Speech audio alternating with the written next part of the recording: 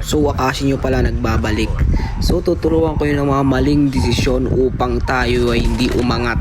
Yan, at dito nagbabalik na nga tayo upang mandurog ng mga palong kalaban.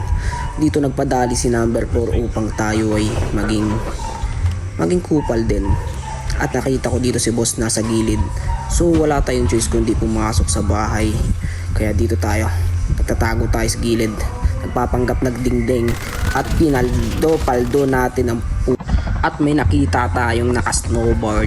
Kaya wala tayong choice kundi agawin ng mahiwagang snowboard. Yan na nga binangga ng chopper at tinutukan ng malupitang tutok Malarenzo.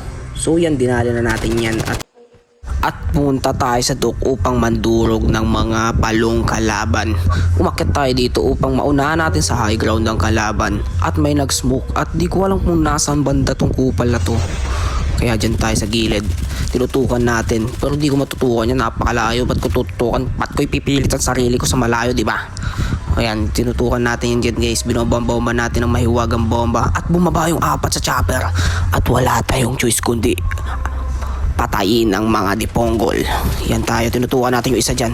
Di niya napansin, tinututukan ko na siya. At nabiglang nag-flick tayo sa likod at nakita natin ang kupal na bumaba. At bumaba ako dyan, syempre di ko alam kung nasan galing yan. Nag-rewind pala sa taas. Bumaba ulit doon sa bubong, umakyat. Akyat rin tayo syempre. Wrong decision nga, umakyat ka habang naghihil yan. Akyatin mo yan.